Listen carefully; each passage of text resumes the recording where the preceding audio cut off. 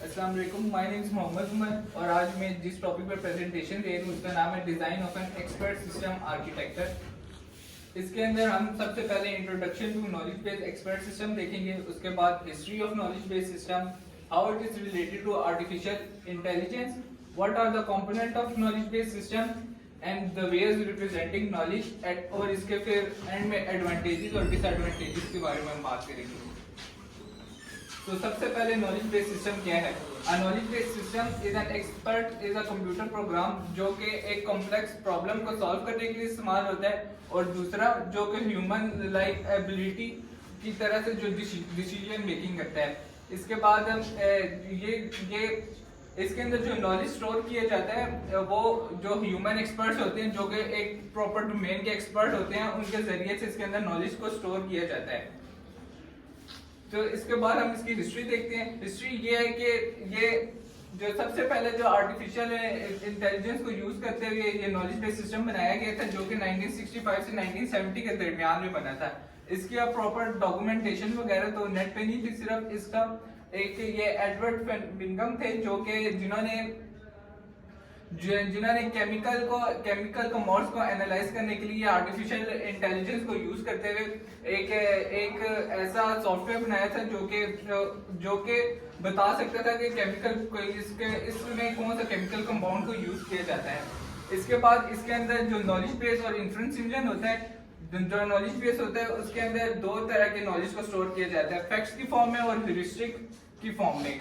Next, अब पहले हम देखते हैं जी आर्टिफिशियल इंटेलिजेंस से ये रिलेट कैसे करता है। सबसे पहले हमें देखना पड़ेगा कि आर्टिफिशियल इंटेलिजेंस क्या चीज है। आर्टिफिशियल इंटेलिजेंस वो होती है जो कि कंप्यूटर और ऐसी मशीन होती है जो कि ह्यूमन थिंकिंग को मिमिक कर सके, उसकी कॉपी कर सके और उसके अंदर ह्यूमन लाइक एबिलिटीज हो।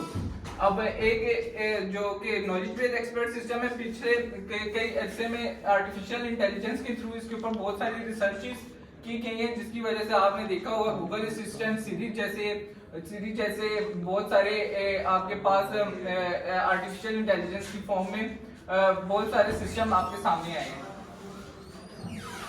अब component of knowledge base system, इसके अंदर तीन कंपोनेंट्स हैं। नॉलेज बेस जिसके अंदर जो एक्सपर्ट्स जो होंगे वो नॉलेज देंगे और वो सारा नॉलेज बेस के अंदर स्टोर होता है। दूसरा इन्फ्रेंस इंजन होता है जो कि ब्रेन का काम करता है। जब यूजर इंटरफेस वो होते हैं जो जिससे यूजर आसानी से उसको समझ सके और उसके अंदर अपनी कोई भी क्यूरी डाले तो वो इन्फ्रेंस इंजन में जाते हैं, और जो इन्फ्रेंस इंजन होता है वो ब्रेन की तरह काम करता है। वो उधर से उस क्यूरी को पिक करता है और वो नॉलेज बेस के अंदर से उसके रिलेटेड डाटा को सर्च करके यूजर इंटरफेस के थ्रू ही दोबारा यूजर को सामने डिस्प्ले कर देता है।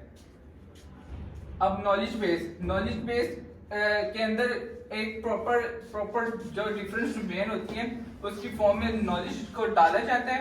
अब अगर किसी ने फर्ज किया उसको कोई बीमारी है तो वो उसके रिलेटेड कुछ सर्च करता है, तो वो उसके रिलेटेड जो एक्सपर्ट्स ने उसके ऊपर डाटा को अपलोड किया होगा वो उसके अंदर उसको शो हो जाएगा।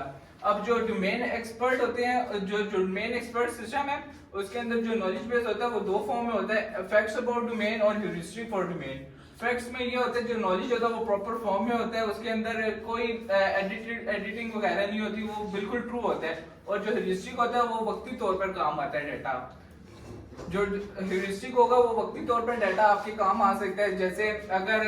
जैसे आपको किसी चीज का मीनिंग सर्च करना होता है, एकदम आप उसको सर्च करते हैं और आपको पता नहीं होता कि इसका क्या मीनिंग है, तो आप उधर से कोई की पॉइंट उठा लेंगे और वो आपके जहन में रह जाएगा थोड़े टाइम के लिए। जो ह्यूरिस्टिक डाटा होता है उसके ऊपर अभी रिसर्च चल रही होती है या फिर वो आगे जाकर आप उसके ऊपर रिसर्च कर सकते हैं। ये कंपोनेंट ऑफ नॉलेज बेस में ये फैक्चुअल डाटा, ह्यूरिस्टिक नॉलेज, ये पीछे बात होगी है। इन्फ्रेंस इंजन, जो इन्फ्रेंस इंजन होता है वो ब्रेन की तरह काम करता है। इसके अंदर सारा डाटा स्टोर होता है और जो नॉलेज बेस जो इसके अंदर सारा डाटा होता है ये डाटा को नॉलेज बेस से उठाता है और जो यूजर को प्रोवाइड करता है। इसके अंदर जो ये यूजर को प्रोवाइड करता है। आगे types of inference engine, heuristic inference engine और प्रोबेबिलिस्टिक इन्फ्रेंस इंजन। जो डिटर्मिनिस्टिक इंफरेंस इंजन होता है, इसके अंदर जो फैक्ट्स एंड रूल की फॉर्म में होता है। ये जो फैक्ट्स एंड रूल है ये नॉलेज को रिप्रेजेंट करने की टाइप्स हैं। और जो प्रोबेबिलिस्टिक इंफरेंस इंजन होता है, इसके अंदर जो अनसर्टेनिटी, कंक्लूजन, प्रोबेबिलिटी के ये कितने परसेंट ये काम हो सकता है या कितने परसेंट हुआ है, ये सारे डाटा इसके अंदर होते हैं। यूजर इंटरफेस जो आपको जैसे जीयूआई होती है वगैरह, जिस तरह जो लेमैन या जिसको नहीं पता कि इसको कैसे इस्तेमाल करना है, वो यूजर इंटरफेस होता है, जिसके अंदर कोई भी डाटा वो डालता है और वो फिर डाटा को डिस्प्ले कर देता है यूजर की तरफ आसान लफ्जों में। जैसे आपने देखा होगा सिरी या गूगल असिस्टेंट, चैट जीपीटी आजकल चल रहा है। और इसके बाद जो रिमोट हॉस्पिटल्स वगैरह होते हैं वो सारे उनका जो यूजर इंटरफेस होता है वो यूजर फ्रेंडली बनाया जाता है, ताकि जो यूजर है या जो आम इंसान है वो आराम से इस्तेमाल कर सके और उसको प्रॉपर वो समझ आ जाए।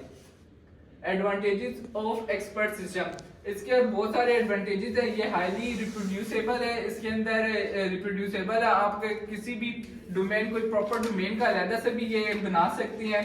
इसके बाद अगर नॉलेज बेस उसके अंदर करेक्ट फॉर्म में हो तो वो डाटा 100% करेक्ट होता है और वो उसके अंदर कोई भी एरर नहीं आ सकता। उसके बाद ये हाई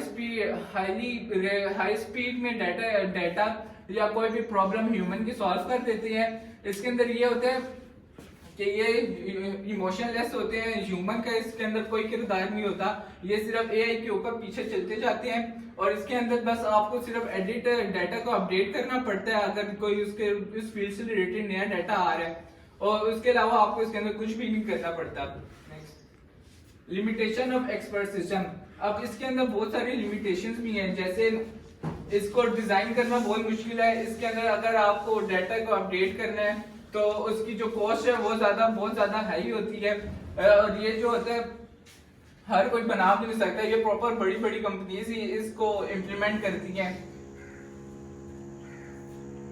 थैंक यू।